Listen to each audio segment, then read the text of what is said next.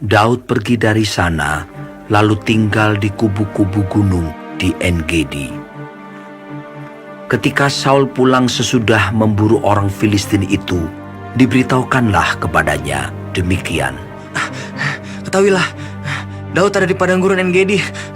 Kemudian Saul mengambil 3.000 orang yang terpilih dari seluruh orang Israel, lalu pergi mencari Daud dan orang-orangnya di gunung batu kambing hutan. Ia sampai ke kandang-kandang domba di tepi jalan. Di sana ada gua dan Saul masuk ke dalamnya untuk membuang hajat. Tetapi Daud dan orang-orangnya duduk di bagian belakang gua itu. Lalu berkatalah orang-orangnya kepada Daud, "Telah tiba hari yang dikatakan Tuhan kepadamu. Sesungguhnya aku menyerahkan musuhmu ke dalam tanganmu.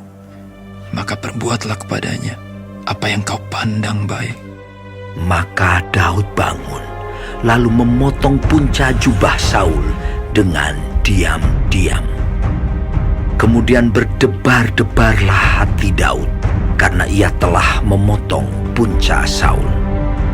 Lalu berkatalah ia kepada orang-orangnya, "Dijauhkan Tuhanlah kiranya daripadaku, untuk melakukan hal yang demikian kepada Tuanku, kepada orang yang diurapi Tuhan, yakni menjamah dia, sebab dialah orang yang diurapi Tuhan." Dan Daud mencegah orang-orangnya dengan perkataan itu. Ia tidak mengizinkan mereka bangkit menyerang Saul.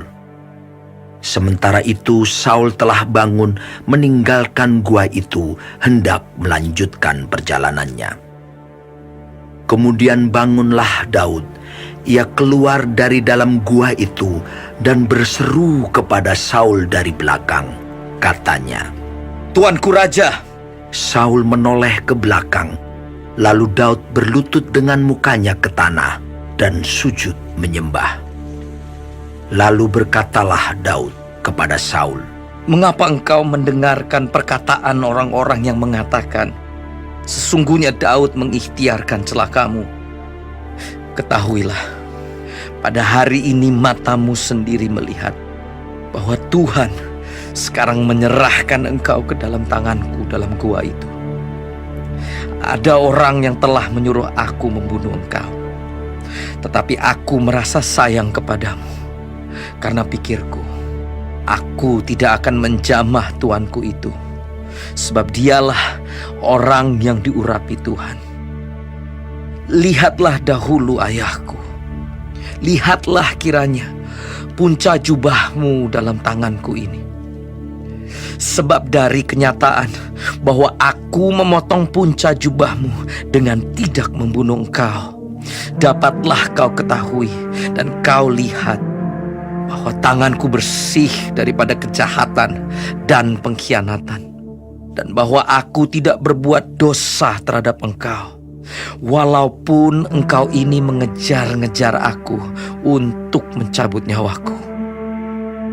Tuhan kiranya menjadi hakim di antara aku dan engkau.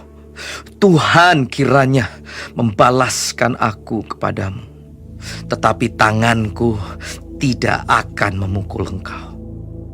Seperti peribahasa orang tua-tua mengatakan, dari orang fasik timbul kefasikan, tetapi tanganku tidak akan memukul engkau. Terhadap siapakah Raja Israel keluar berperang? Siapakah yang kau kejar? Anjing mati, seekor kutu saja. Sebab itu Tuhan kiranya menjadi hakim yang memutuskan antara aku dan engkau. Dia kiranya memperhatikannya, memperjuangkan perkaraku, dan memberi keadilan kepadaku dengan melepaskan aku dari tanganmu. Setelah Daud selesai menyampaikan perkataan itu kepada Saul, berkatalah Saul, "Suara muka itu, ya anakku Daud." Sesudah itu dengan suara nyaring menangislah Saul. Katanya kepada Daud, Engkau lebih benar daripada aku, sebab Engkau telah melakukan yang baik kepadaku. Padahal aku melakukan yang jahat kepadamu. Telah Kau tunjukkan pada hari ini betapa Engkau telah melakukan yang baik kepadaku. Walaupun Tuhan telah menyerahkan aku ke dalam tangan-Mu, Engkau tidak membunuh aku. Apabila seseorang mendapat musuhnya, masakan dilepaskannya dia berjalan dengan selamat. Tuhan kiranya membalaskan kepadamu kebaikan ganti apa yang Kau lakukan kepadaku pada hari ini. Oleh karena itu, sesungguhnya aku tahu bahwa Engkau pasti menjadi raja, dan jabatan Raja Israel akan tetap kokoh dalam tangan-Mu. Oleh sebab itu, bersumpahlah kepadaku demi Tuhan, bahwa Engkau tidak akan melenyapkan keturunanku, dan tidak akan menghapuskan namaku dari kaum keluargaku.